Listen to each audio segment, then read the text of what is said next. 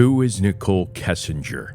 Nichol Kessinger was a 30-year-old geologist working as a contract employee for Anadarko Petroleum, the same oil company where Chris Watts worked. She held a degree in geology and was described by acquaintances as intelligent, quiet, and career-focused. She met Chris Watts in early June 2018 through work. At the time, she believed he was in the process of divorcing his wife, Shanann Watts. Chris portrayed himself as a father going through a separation, and according to Nichol, he told her the divorce was nearly final and that he and Shanann were no longer living together, claims which were entirely false. Let's go ahead and outline the relationship timeline between Chris Watts and Nichol Kessinger. In early June of 2018, Nichol and Chris began casual work-related conversations. Mid-June 2018, their relationship turns romantic. They start texting frequently and begin dating. July 2018, their relationship intensifies. They go on dates, spend weekends together, and exchange intimate texts. Chris lies to Nichol about his marriage and paints Shanann as controlling and distant. Late July to early August 2018, Chris tells Nichol that his divorce is nearly finalized. Meanwhile, Shanann and the girls are in North Carolina for several weeks visiting family. August 4th through 7th, 2018, Chris and Nichol spend time together. He gives her a love letter and talks about building a future together. August 13th, 2018, the murders of Shanann, Bella, and Celeste occur. Nichol Kessinger contacts police the next day after seeing media reports. Nichol had 2 interviews with the police. Kessinger voluntarily participated in multiple interviews with law enforcement, including Interview 1, dated August 15th, 2018, by the Colorado Bureau of Investigation. The location was Thornton Police Department, which lasted about 2 hours. She was interviewed by CBI agent Kevin Kobach and others. Here are some key techniques used in that specific first interview. Cognitive interviewing. Investigators asked her to recall events in chronological order and from different perspectives to ensure consistency. Open-ended questioning. This was used to encourage detailed responses without leading her. Timeline construction. They had Nichol help establish a precise timeline of her interactions with Chris Watts and digital forensics setup. They asked for access to her phone, call logs, texts, and search history. My name is Kevin Kobach. I'm with the Colorado Bureau of Investigation,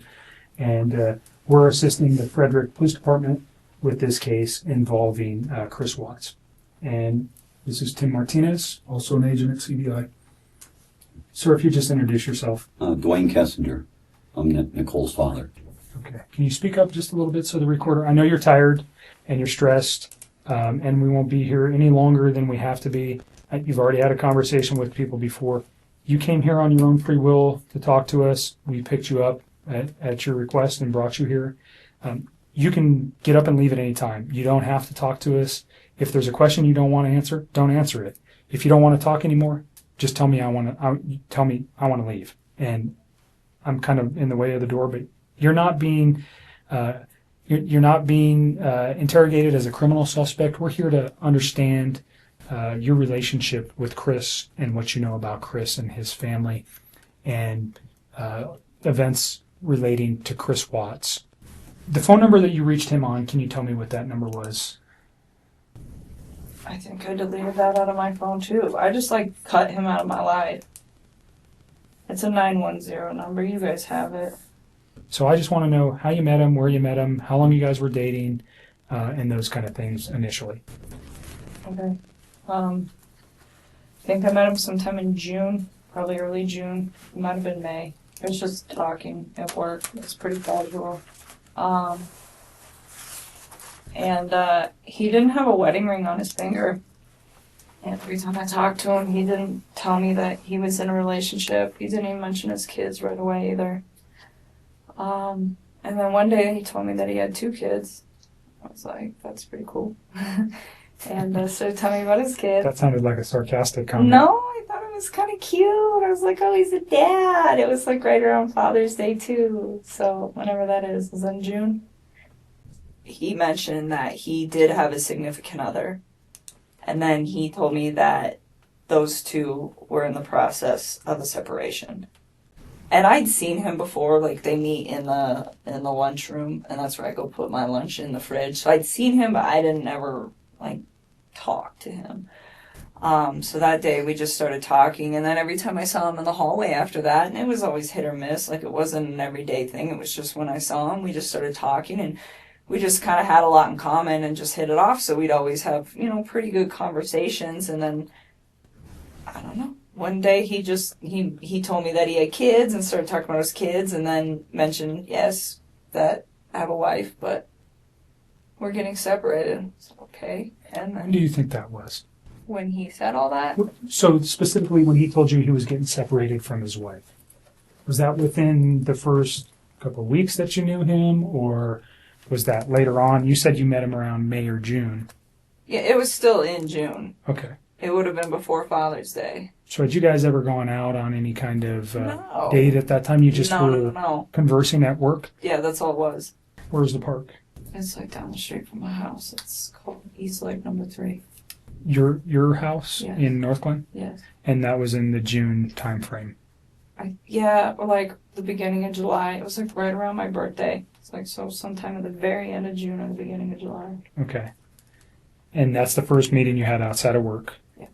And it's been a few days, so you've had a chance to reflect on some articles that you may have read, and unfortunately, that you're in a situation where somebody has been murdered. And that information, when you look backwards in your memory with the conversations with Chris, anything that he might have said that would be relative to that, and I'm not just, even if one day he was mad and he said, I want to do this or do that, anything like that. If he ever made any kind of statements that you were like, whoa, that was weird, or why would he say that, or why did he mention that? Do you understand what I'm looking for? I completely understand. I just feel like some of this happened so long ago that I can't tell you like the exact words of the exact conversation at the exact time and place, because it's like we had a lot of conversations. I mean, we talked every single day. So it's like I'm trying to help you guys with the stuff like the stuff that's more current. I can give you guys a lot more like detail and exact times. But when you're asking me about something that happened 6 weeks ago and exactly what was said, it's like, I mean, I'm sure I can give you a general idea, but to be honest with you, like to pinpoint exact words, it's not going to happen. I'm not looking for exact words, just more, let's say 6 weeks ago he said something that triggered with you last night. That's what I'd be looking for. Or something 4 weeks ago. And if you don't remember where it was or the specific words, that doesn't matter. Just he said something that was off the wall, or he said this or he said that has caused you a moment to pause and you go, wow, I wonder why he said that. Now knowing what you know today.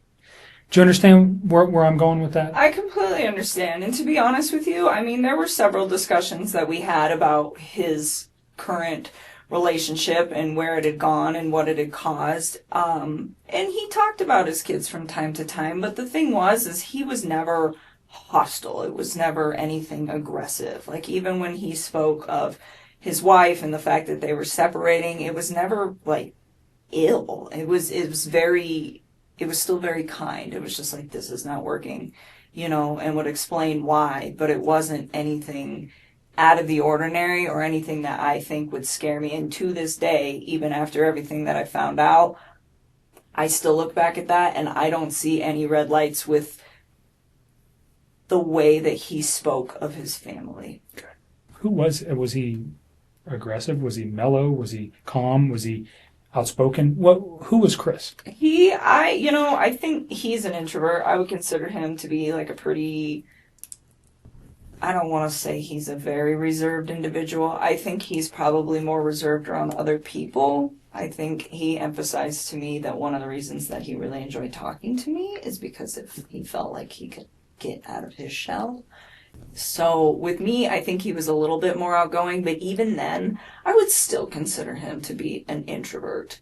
I mean, not on the extreme end. If an introvert went to like 1 to 10, I'd put him at like a 4 or 5, so on the lighter side of introvert. Pretty even keeled. Yes, like really relaxed, like all the time. He was never really like worked up about anything, just Mellow, chill. easygoing guy. Very much. Okay.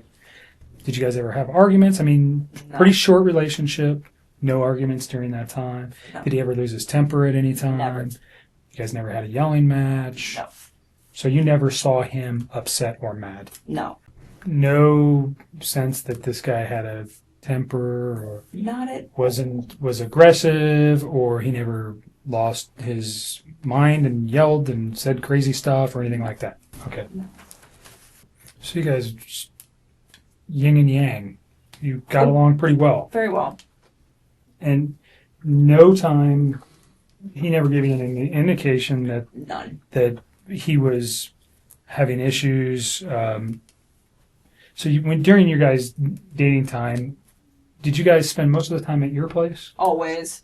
Okay, always at your place. Or we'd go out, but I told Mark yesterday, he asked me if I went over there, and I told him about one time that I went over to that house. I've been to that house twice, but it was very, very brief, and it was not like an extended stay. I did not feel comfortable there, or like, I just didn't want to be there. It's not my life. Like, that is somebody else's life and somebody else's existence, and I respect that. That's their space. And so I used to tell him, well, come to my house because this is our space. This is my space. And so for me, out of respect, just for like whatever situation he had going on and the fact that it's not my home, I felt that it was better to be in my place. And I live alone. I don't have any roommates or anything, so it's pretty easy to do that. Did you meet his children? Nope. During June and July? And he didn't ask me to. Okay. I mean, not that I didn't want to ever. It was just not now. It's like you're not finalized with your separation. And not only that, we've barely been dating. Like, you can't introduce kids to somebody new in a situation like that. That's something that takes time. I mean, would I have liked to have met them? Of course. That would have been a great honor for me to have somebody introduce their children into my life, but not then. It was something that it was like, okay, well, let's see where we're at in 6 months. Let's see where we're at in a year. And if we're still doing this and you and me are still, happy with where we're at, and you think that this is something that is going to be long-term and is worth bringing your children into the picture, then yes, I would love to meet them. But it's like, not right now. You are still in this situation where you're not even completely out of it. So you went to his house on 2 occasions. Yes. Was that recent? No, that was like pretty early into it, and I did not like it and did not want to go back. Did it look like anybody else lived at that house at that time? Oh, definitely. Okay. I mean, So is that what freaked you out? I mean, he told me that he was living in the basement, and he said, we're separated, but we're not divorced, and we're going to get ready to sell the house. And that was the impression that I was under. And I was under the impression that they were taking everything pretty slow with this, with like getting ready to sell the house. I mean, those are big things. So that's what I was informed. And I mean, if you think about it, this whole thing happened in a 6-week stretch. Like, that's not really that much of a time frame. So in that sense, like, it's believable to me. Oh, he asked me if I wanted lunch, and he grilled chicken and carrots. Chicken and carrots. And then that's all he had. And I was like, okay, so we ate, and then I left. I really want to help you guys. I do. I feel like this whole thing is just going to be crazy regardless of whether I give you my phone or not. I mean, that's kind of how I look at it. Like, it's happening. It's going to happen. So the second time I went to that house, I'm not sure what day it was, but it was the weekend of the 14th. Of August? July. I don't know if it was the 14th or the 15th. One of those 2 days. But we had went out, and we stopped there just real quick on the way back. And we were there not very long. But that time, I saw a picture of his wife and one of his kids. And I remember thinking to myself, like, wow, she's so beautiful. And I, like, took a step back, and I was just like, this man has a gorgeous house. He has beautiful babies. He has a beautiful wife. He has an awesome job. Like, why would he want to leave this? And I remember talking to him about it, and that was the first time that I tried to actually say, what do you think about not separating from your wife? Like, what if you really try to work on this? And he had expressed to me that we've tried to work on this and it's not working, so that is why we're separating. I'm engaging in a relationship with a man who, the way he described it, is in a contractual agreement, but was not in like an emotional relationship with somebody. And for me, the way I would have preferred to do this is to have waited till that contractual agreement was also done, and he was done. And he could have approached me and said, I'm just had a divorce, you know, maybe we could take this slow. What do you think? But instead it was, oh, we're separated and we're working on a divorce. And that is the part that I feel bad about, because I should have waited on that and I didn't. And, you know, I was just like, well, they're already there.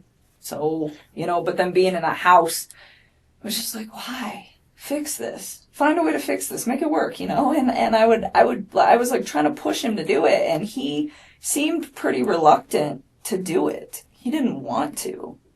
I kind of like backed away so we weren't hanging out quite as much, and we were still close, but it was just like I really wanted him to try. Like I wanted to know that he tried and it didn't work, and then he moved on. Not, I didn't think it didn't look right. I mean, I think he was legitimately sleeping in the basement, and I didn't think that these two were, I mean, I think it was like, hey, we're both stuck in this house for now. We got to sell this. In the meantime, you live here, I live here. We sleep in different rooms, take care of the kids. That's just like kind of how I took that.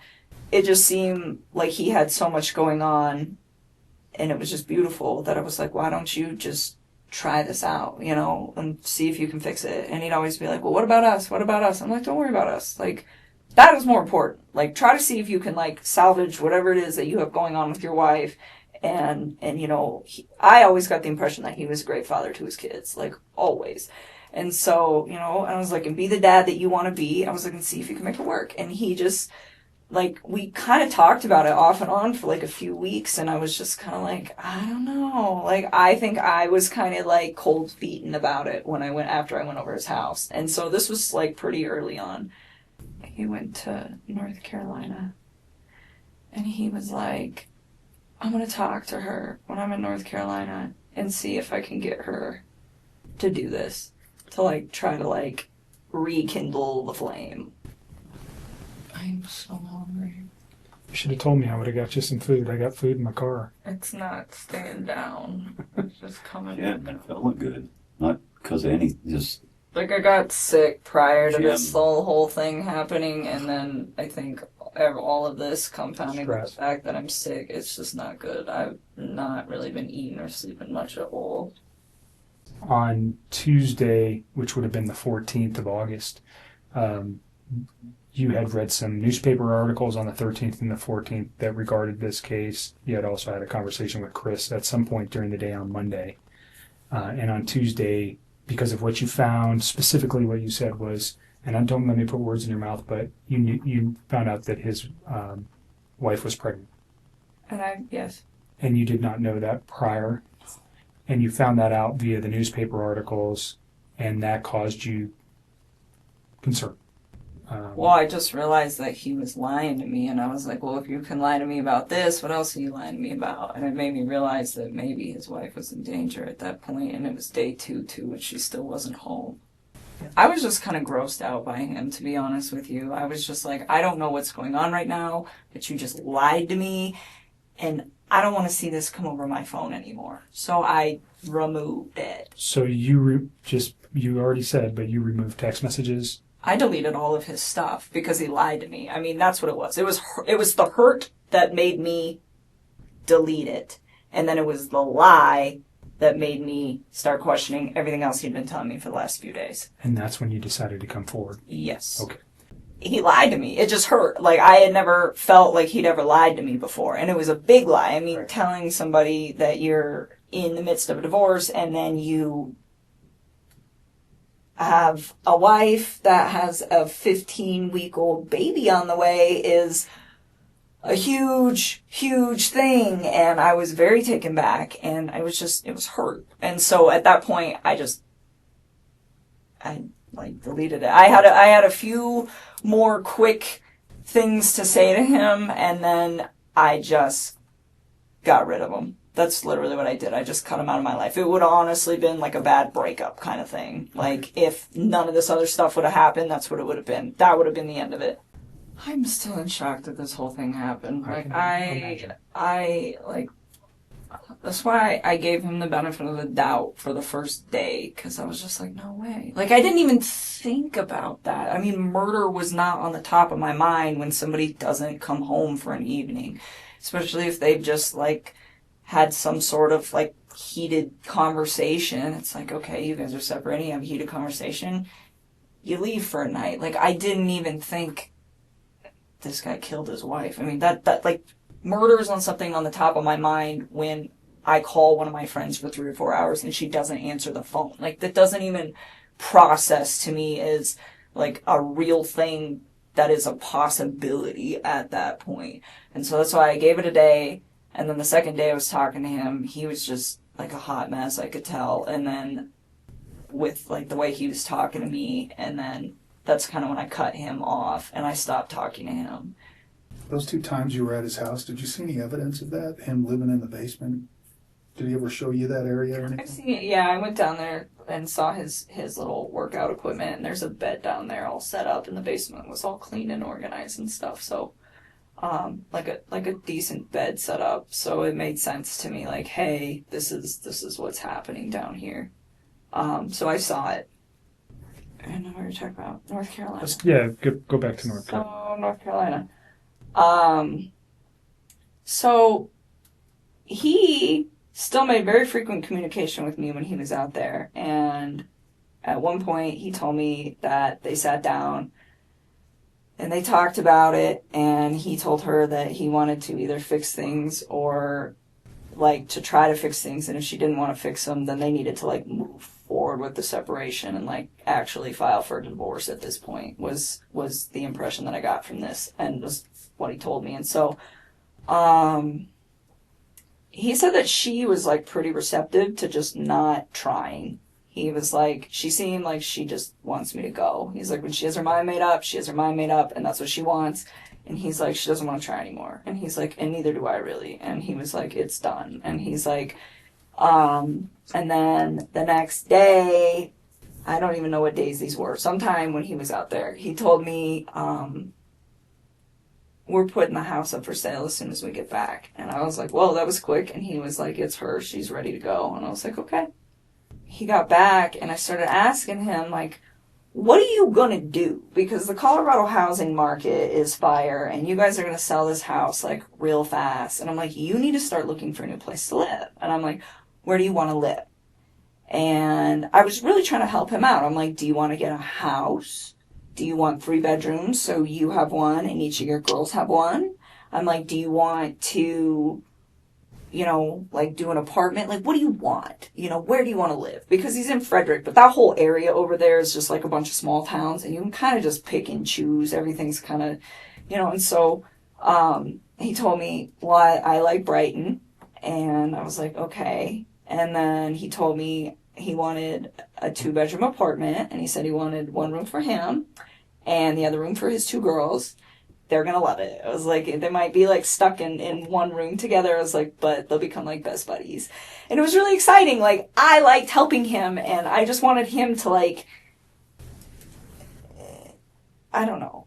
This is what he told me he wanted. So I was like, well, I will help you do the research. But another thing that I really took care of was to be like, where is she moving to? I was never like, you know what, screw your wife, try to get full custody. None of that bullshit. It was always just like, you know, I'd ask him, I'm like, well, what kind of custody are you guys going to have? Because he at work, they're about to switch his schedule. So right now he's like a Monday through Friday, and they're about to switch these guys to 8 days on, 6 days off. That's tough.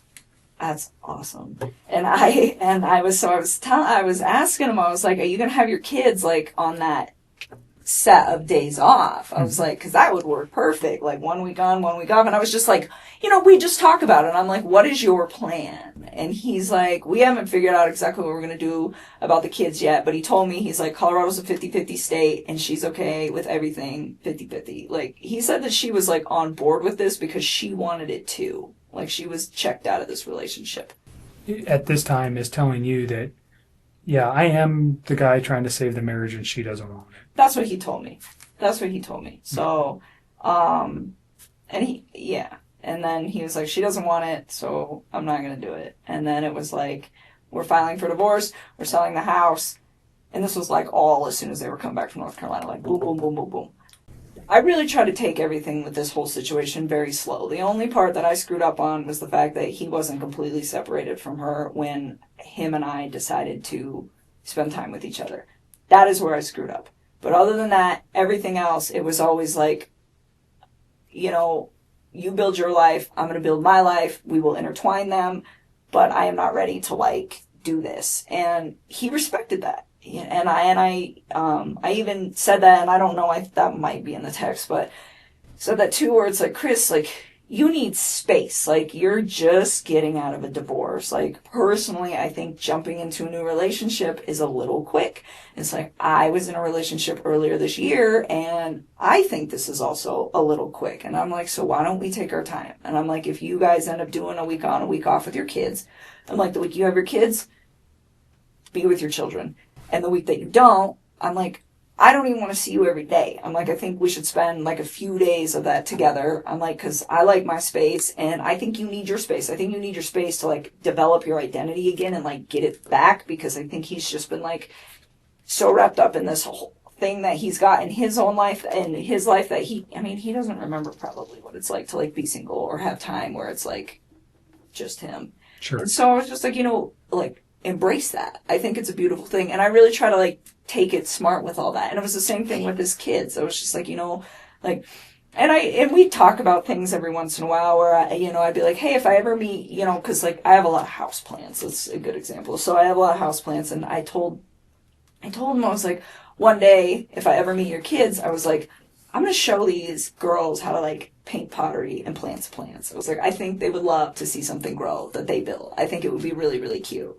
And like little stuff like that, but it wasn't very frequent. It wasn't, hey, we should get married, and hey, we should have babies, and hey, I want to live with you, and hey, I need to meet your children now, and let's cut the mom out. It was never like that. And there was never any conversation about, we can't do this with her around, we can't do this with the kids around. No. He never said that, you never said that. No. I mean, he told me like he had a budget restriction. So for his apartment, and I'm pretty sure this is in the text, and this will probably be in the last couple of weeks, he told me $1,100 to $1,400 when I was asking him. Like, because I told him I'd help him do homework. I was like, you do some homework, I'll do some homework, we'll knock this out, because if you guys are for real putting the house up, you got to figure it out. And so that was his budget. And I remember asking him, I was like, you sure you don't want to just get like a house? And he's like, I never thought about a house. I'm like, yeah, you can rent houses, man. Like, it's a thing. And he's just like, I don't know if I can afford that. I was like, okay. And I knew that those two had been through some financial trouble. I definitely found out a lot more about that situation in the newspaper recently. Okay, so prior to the newspaper, how did you know he was in financial difficulty? Because when I went to that house, everything in there is very, very, very, very nice. It looks like it all comes with a very expensive price tag. And I didn't say anything to him about it, but I could kind of tell then, where I was like just looking at everything like, how do you guys afford this? And then he has that car. I don't even know how much that car costs, but I bet it's what car is it? Lexus. I'm sure that thing costs like $80,000, but just like money. Like everything just looked like it costs a lot of money in that house. You probably have a decent idea of how much money he makes.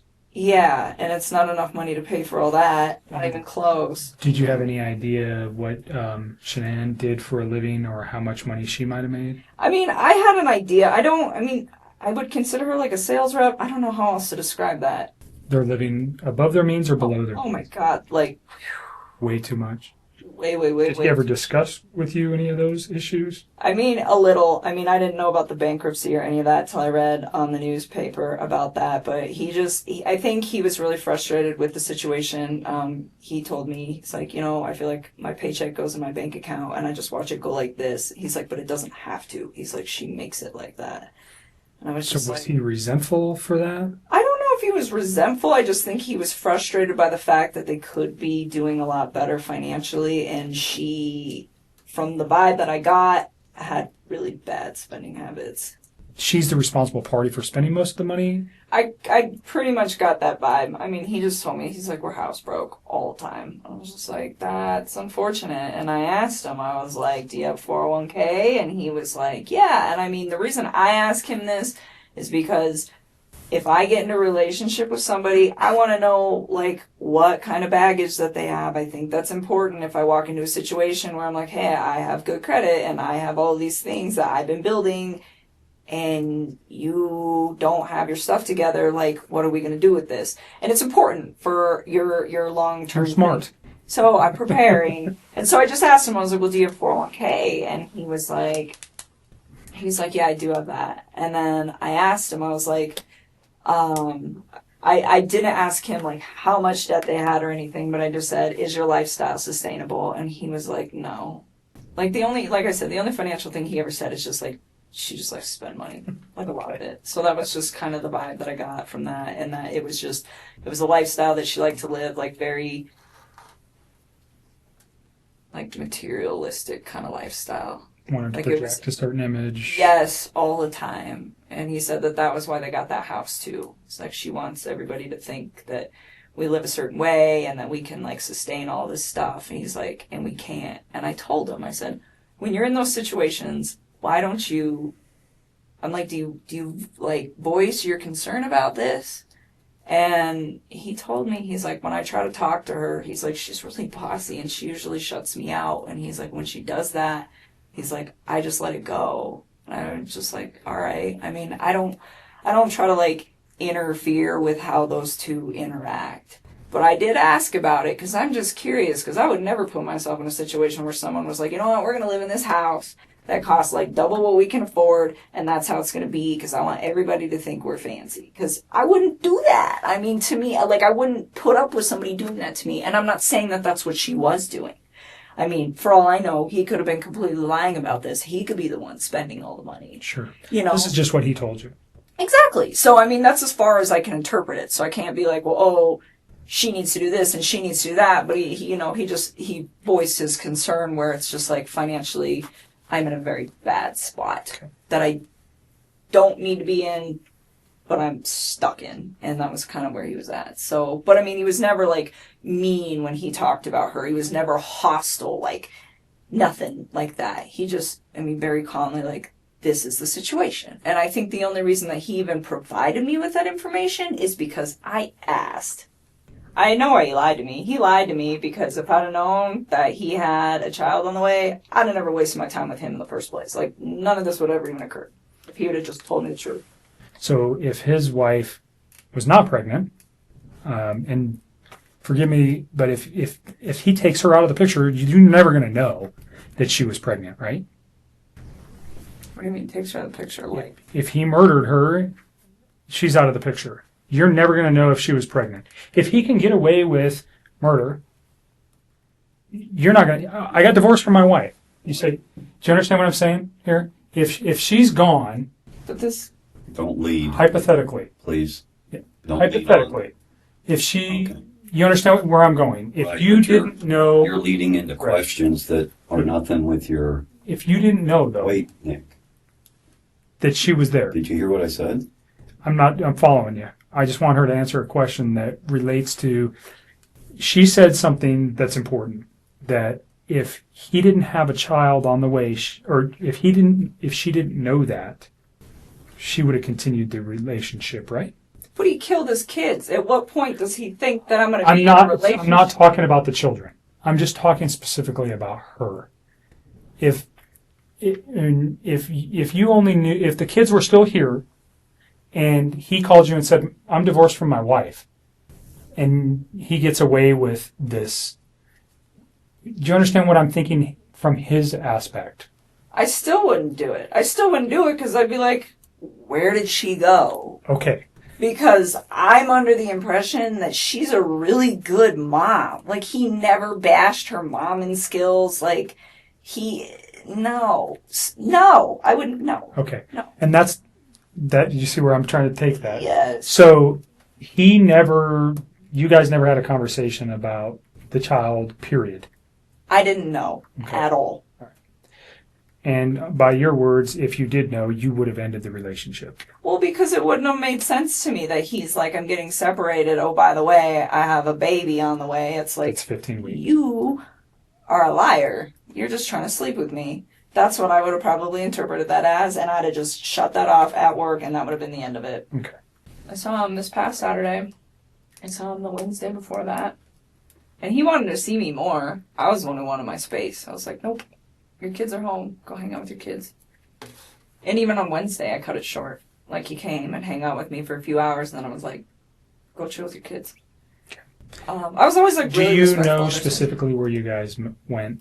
Did you meet at your house? Did you guys go to any restaurants? Did you go to establishments? Where'd you go? Last Wednesday, he came to my house.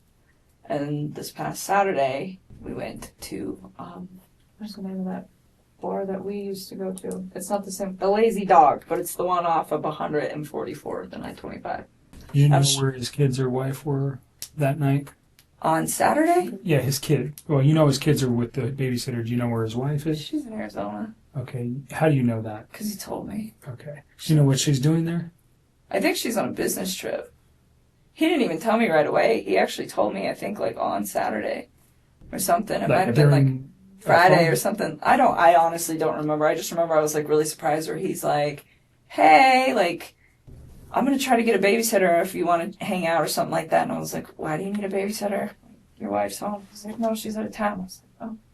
You like to talk. I can tell a little bit. Yeah, a little bit. 400. When she was young, she'd crank out about 400 words a minute, gusts up to 600. That little thing can yak, man. You're a talker, so I'm letting you talk. Use the restroom. Let me show you where it's down. Can you So, give me some water while you're out there with Sure. him, please? Thank you. did you still love him on those days? I think it was something where it was like I said it a few times and I meant it, but he definitely felt the urge to say it to me a lot more than I did to him because it was just all very new to me. And I was like, take your time with this. Like, you don't need to like rush that, you know? Like, I remember when he was in North Carolina and he was like trying to patch things up with his wife and he told me he loved me and I was like, don't say that to me. Like, please go try to fit. And I mean, and that might even be in the text too, where it's like, don't say those words to me and then go try to make peace with your wife and lay in bed with another woman. Like, just don't do that. And I was like, it's not that I don't appreciate what you're saying to me. It's like,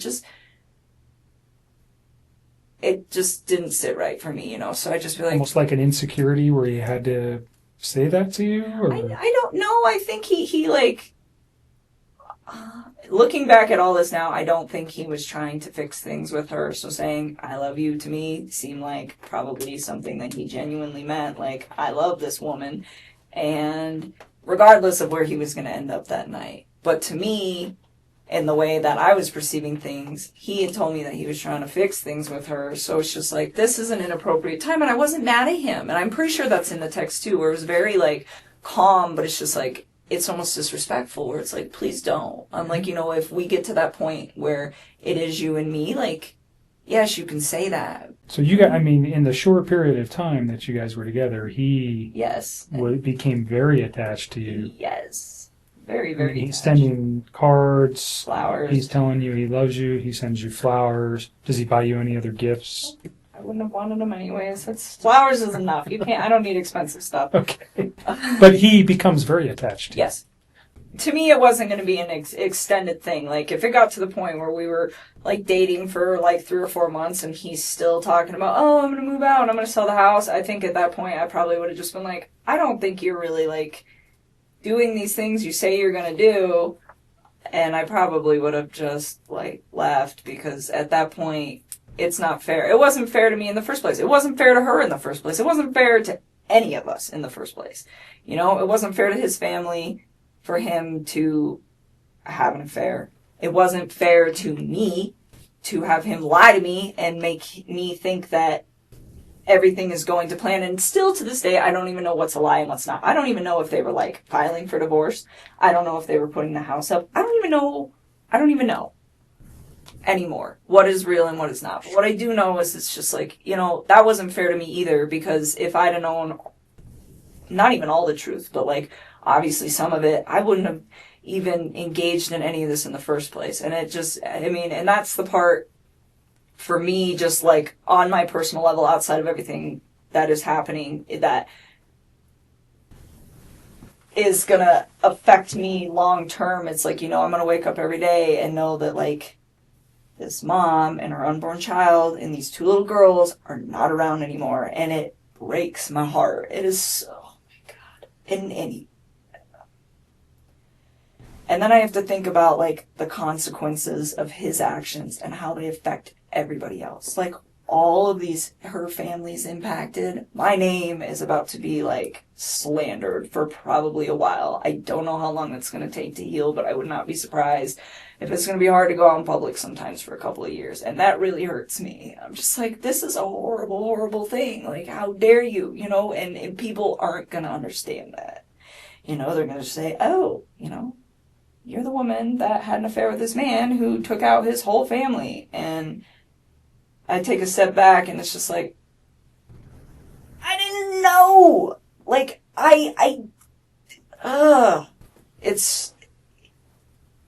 he's so disgusting. I'm so ashamed of him and everything. And oh, those little girls. They're so little. But It's so sad, and she's pregnant. And, on our end, we didn't. They're so cute. They're so little. Like, why?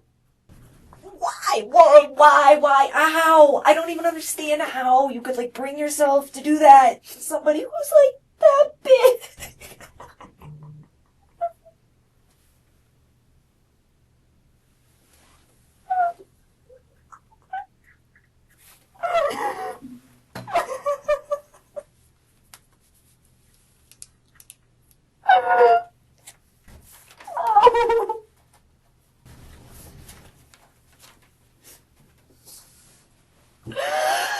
Oh, Jesus.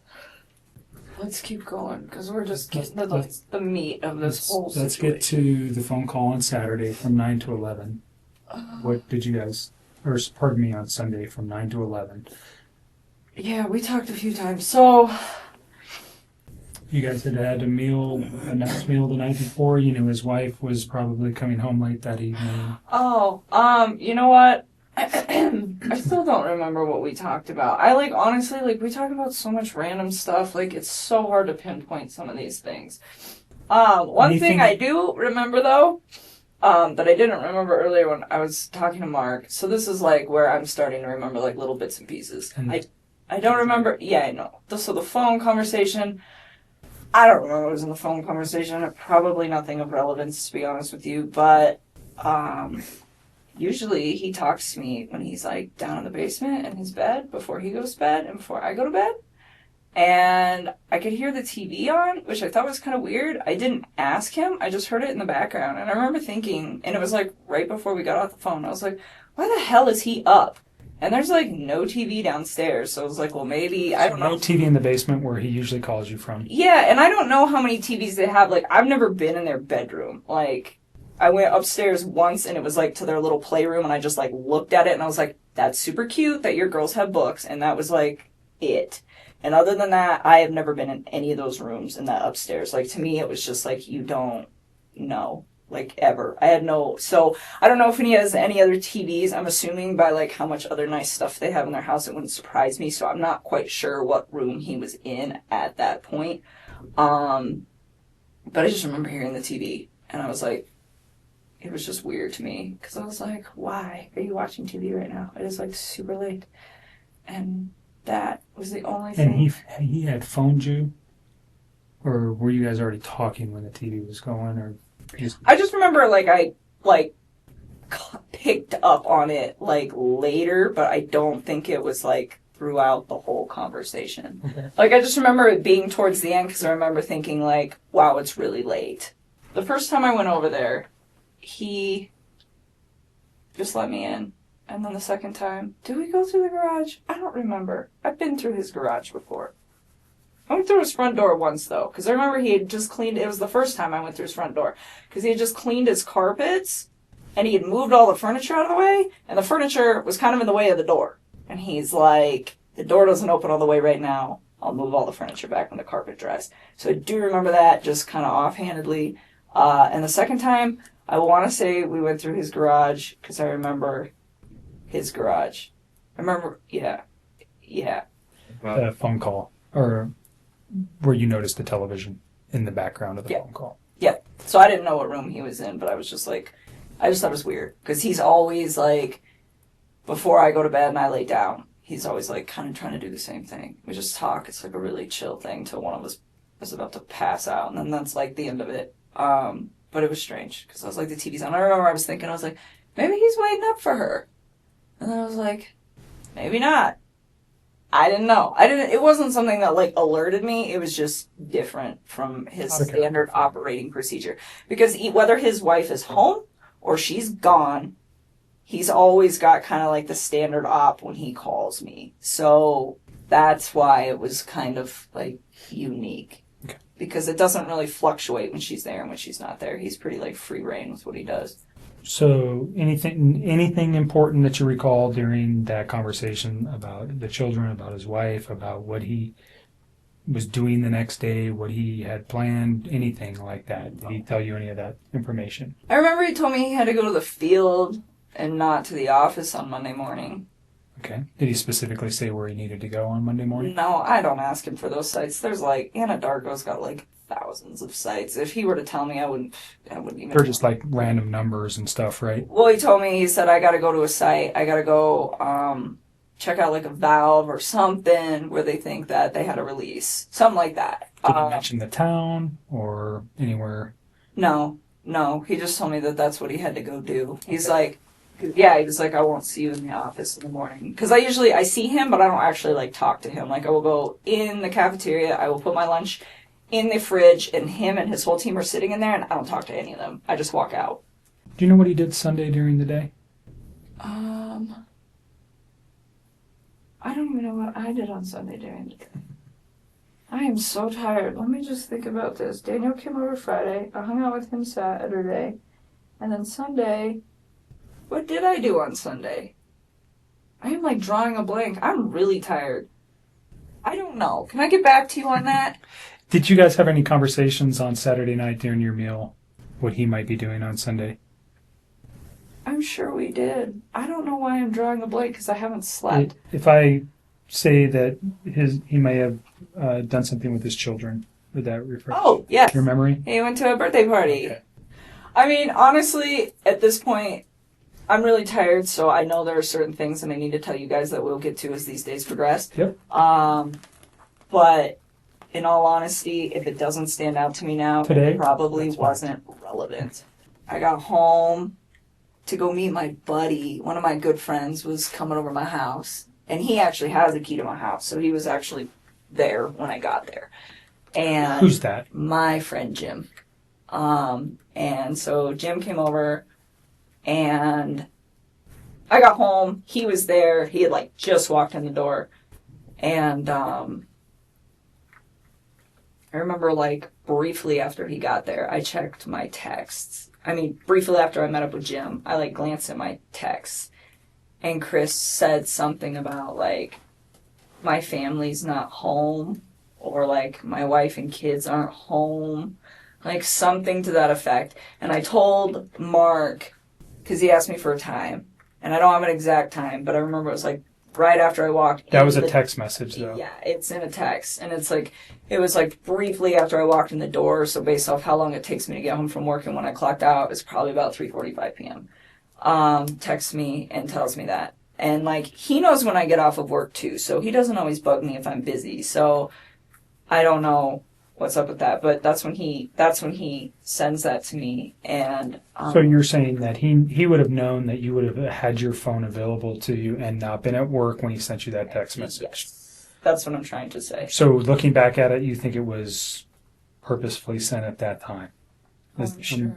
I'm just asking your feeling on that. Yes, and then he said, call me when you can. did they ask for consent to get cell phone records? That'll probably be done by warrant. If we Isn't that wanted, what you just did? nope. What I'm talking about is your movement Oh. by GPS or by cell phone tower to show where you were. Obviously, and I don't want to cause you concern, we want to know where you were that day too. You're dating a man who did some egregious stuff, and we want to show that you were never near him that day. Period. I mean, you guys So- can track my. No, yeah, I mean that was something we will have to get a warrant for, anyways. I'm just saying, if we asked for it, would you have any Yeah, objections to that? You can have Right. it. So, I'm a pretty boring person. well, I don't it sounds go like to you many just went to places. work that day, and then you came home, and you were there at 3:45. Yeah, like give or Monday. take like 5 Yeah, minutes. whatever. But yeah, so 3:45. Yeah, so anyways, Chris was like, call me. And this is the 3:45 text. Yeah, he sent me like a few. I think there was 3 of them, and I don't remember what the other one said. But something about like, yeah, my family's gone, or I don't remember verbatim, but call me when you can, or call me when you have a chance. Something to that effect. And so when he told me call me, I was like kind of alerted, where I was like, okay, what's going on, you know? But first when he told me like his family was like not home, that didn't really seem odd to me that his family wasn't home. It was really vague. I'm like, okay, like, are they at the grocery store? Like, elaborate. And so, you know, and then, but he says, call me like it's like an emergency, but then just says that they're not there. And so I'm like really like floored by that. Well, not like floored, but just kind of like, he says, call me, so I'm concerned. And I called him. And he didn't answer the phone. And then he texted me back. Or no. Did he answer the phone? I don't remember. I think he missed my call and then he called me back.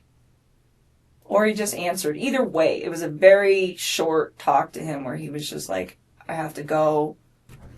The cops are here. And I don't remember if he said that on the phone or over text. That's I don't okay. even, I'm so tired. That's fine. You don't But need either the way, different- like, it's the just cops- the context. Yeah, I mean, you guys will figure it out. The cops are here. And I'm just like, all right. And then I remember we were we were texting, but I was like hanging out with my company. So it wasn't like a nonstop text. It was just kind of like I would check my phone every once in a while and we would communicate with each other. And he was just saying like they weren't there and that her friend Nikki was there and that her friend Nikki had called the cops. And I'm like, why would this girl call the cops?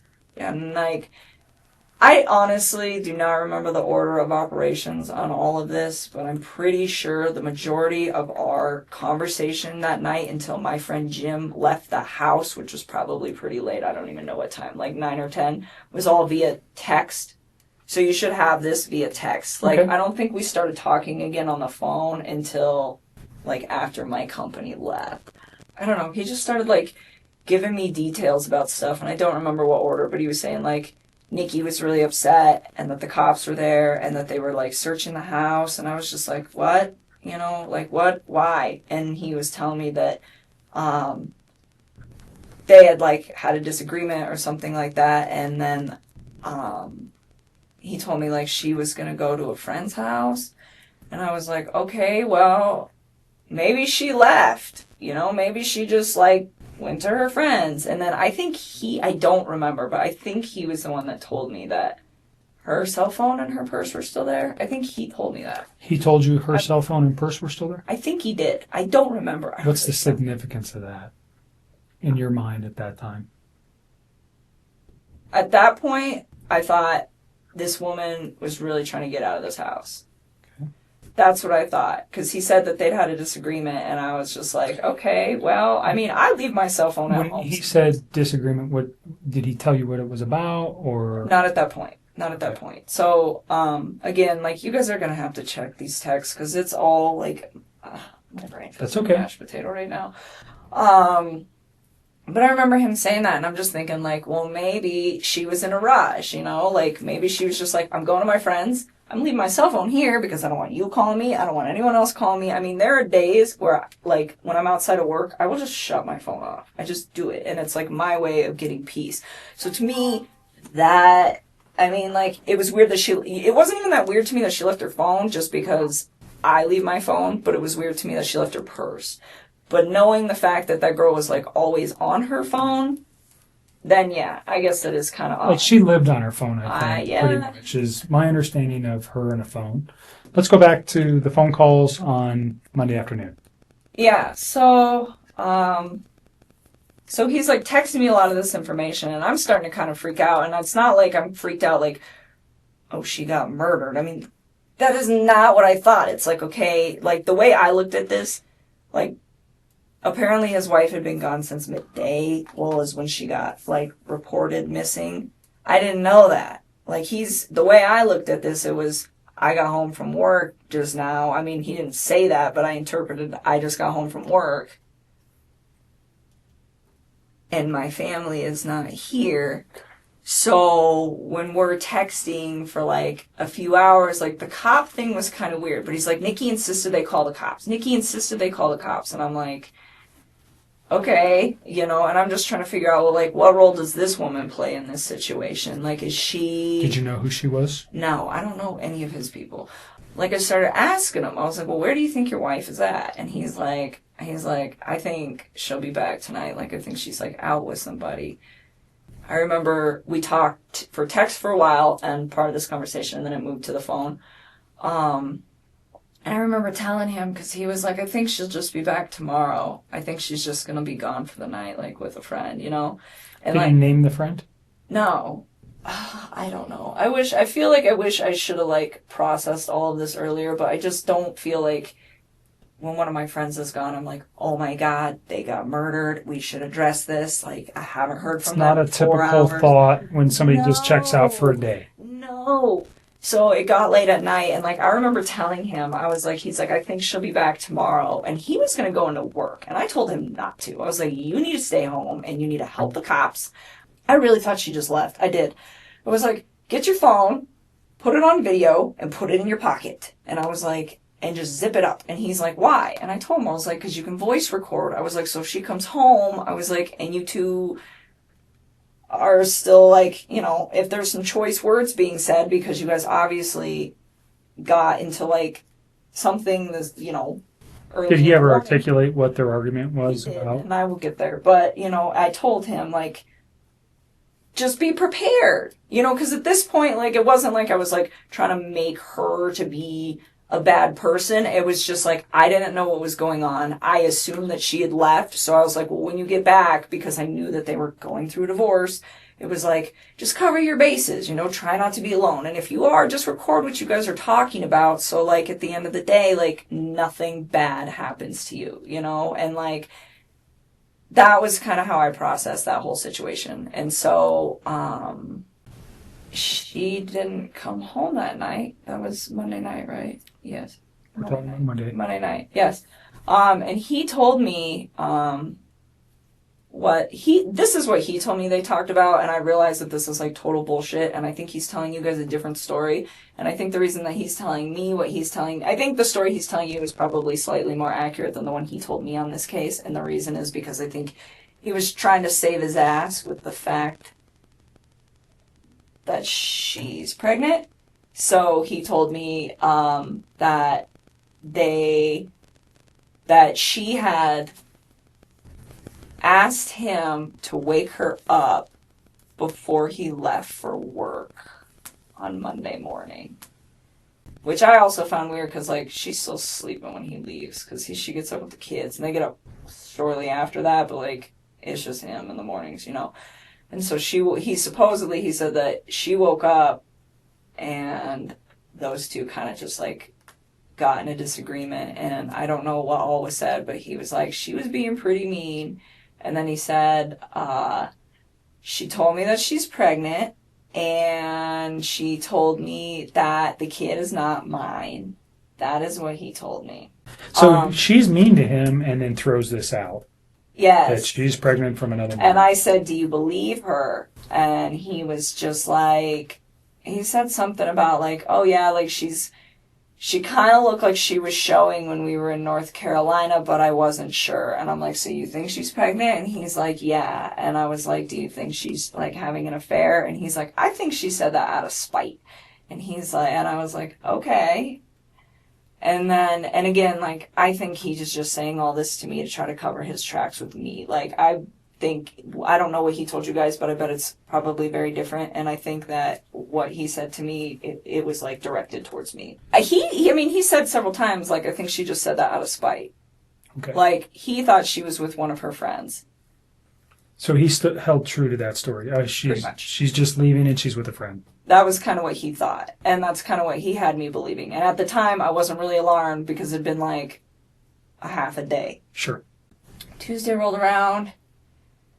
And she still wasn't around. And this is when I started getting kind of sick. Like, my friend Jim was sick on Monday when he came up. And I don't know. I just started feeling like crap as it was. And then I was just kind of having a hard time focusing and, like, thinking about what was going on. And I'd asked him a few times, I'm like, where's your family, Chris? Like, where's your family? You know, and he would tell me, like, oh, I don't know, or I want them home. Like, I asked, like, several times. So I think I got different responses, but each time, like, he didn't know where they were. I think most of the texting throughout the day was kind of like, have you heard anything? Like, what's going on? It was kind of like me checking up on him. And I don't remember everything, but it wasn't, I didn't even make it through the entire workday. Like, I was feeling really, really sick. I decided on my lunch break to get on the internet and look at what was going on with all the reports. And I saw a report that was like, this woman who's 15 weeks pregnant and her 2 daughters are missing. And I was like, whoa, what? And I was just like so floored, and I read a couple other articles just to make sure that, you know, all the newspapers are, and like just double check, like, am I really reading this right? And I'm like, okay. And he had told me previously, like, she says she's pregnant with another man's kid, but he'd said, like, he could kind of tell in North Carolina, but that girl is like obviously pregnant. I mean, in her photos. I mean, 15 weeks, that's like 4 months. That's pretty far along. And so it's like, how would you not know if she's showing? Like, you totally know she's showing. I was pretty upset where I was just like, you know, I was going back and forth, like, where's your family? This and this and this. But I'm like, she's pregnant, you know, and this and this. And he's like, the baby's not mine. The baby's not mine. And I'm just like, you told me yesterday that you think that when she said that she cheated on you, she did it out of spite. And he was like, yeah. And I'm like, so then it's your kid. And he kept denying it. And I, like, kept, like, emphasizing to him, like, he had 3 kids, you know? And, like, I wasn't even, like, mad about it. I was just like, you need to find your family. Did he ever go look for them that you know of? I don't know. I don't think so. That, like, doesn't even, like, ring a bell to me, so I don't think so. Okay. So I kept telling him, I was like, Chris, I know it's yours. It's okay. I was like, go find your family, you know? And it's like, was I hurt? Yes. But at the time I realized, like, his situation with what he had going on was, like, way more important than, like, our situation. He just didn't seem as, like, concerned as he should be. And he was, like, super worried about shit with us. And I'm just like, so concerned about his family and overly concerned about your relationship. yes. Okay. And I kept, like, trying to put it on the back burner. And shame on me for bringing it up in the first place. I was just really taken back. Like, wait a minute. She's 15 weeks. Like, how would you not notice that? Like, I was just, like, I was confused. And I was also like, is he lying to me? And I kind of wanted to know because I realized that, like, there's a situation at hand here. And I'm just like, what is going on? You know, and for part of it, it wasn't even, like, me trying to find out because I'm upset. It was almost like me trying to find out because I'm like, is there something else I'm missing here? Like, I felt like there was, like, pieces to this puzzle that I didn't know existed that were, like, not in place, and it was strange. Anyways, I told him, I was like, be honest with me. I was like, don't lie, and I don't remember exactly how it went, but I was, like, trying to emphasize, like, stop bullshitting me. So he told me the truth. And he told me it was his, and then he knew about it. Okay. I was like, okay. And then he asked me again, like, did that ruin everything? And I was like, no, it didn't. And in the back of my head, it's like, yeah, I'm done. I'm not dealing with that. Don't lie to me.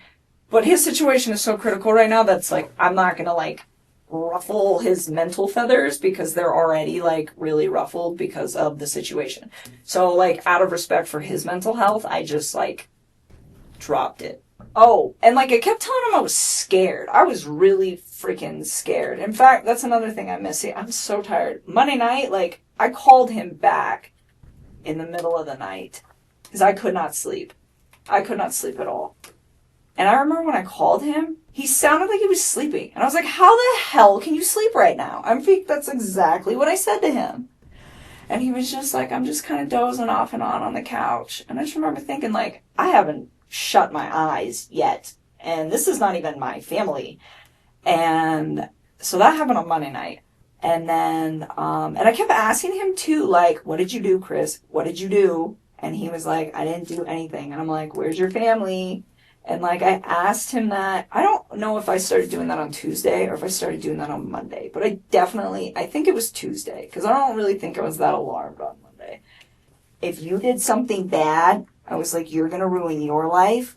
And I was like, and if you did something bad, I was like, you're going to ruin my life. And I was like, and I promise you that. And he responded back to me and he's like, I didn't hurt my family, Nikki. And that was like the last text. That was the last time we ever talked. And I never said another word to him after that. That was Tuesday. That was Tuesday. And then he left me alone. He gave me the space that I asked him. He respected it. Yeah, I started getting really scared. What caused that thought? The fact that he lied to me. Okay. And that she still wasn't home and it was day 2. Like, I figure if you're upset for a day, you leave for a day. But you come back. And she wasn't back. And it was like midday. And not only that, but like, she doesn't have her phone. She doesn't have her car. She doesn't have the kids' EpiPen. She doesn't have any of that. So what I'm thinking in my head is like, for a night, if you're really upset, somebody comes one of your friends picks you up, like, okay. But I can't explain that for 2 days. Like, that just doesn't, like, logically process in my mind as something that any woman I know would do. The one-night thing, I know women that would do that. But the 2-night thing, no. And so I'm like, she's still not back. And he just lied to me. It made me, like, I just started getting scared. And I remember, like, telling him that throughout the whole day. Like, I don't even know how many times I texted him that. I wouldn't be surprised if it's, like, 8-10 times. Where I'm just like, I'm scared. I'm scared. I'm scared. And one of the last texts that I sent to him, too, I told him, I said, I'm scared because I feel like I don't know who you are anymore. But it's even more scary to me that these little girls are gone. Like, that was the part that really freaked me out. Like, if it was just her, I'd be like, well, maybe she took off with somebody. Maybe she didn't. I mean, I don't know, because she's a grown woman and she can make those choices. Was some of the scared, was there fear in you that people were going to find out about your relationship too? No, I didn't even care At about that that. point, At that there was point. I was just, like, scared, like, of the situation. It was, like, getting escalated and it was freaking me out. And he was just, like, not... He was strange. So another thing, so that was Tuesday, and that was it for Tuesday, but I forgot some stuff on Monday that I did need to bring up to you guys. So Monday, when we were on the phone, at one point, he mentioned to me, I can't even believe I have to say this, she left her wedding ring here. And I said something along the lines of, does that mean you two are done? And he was like,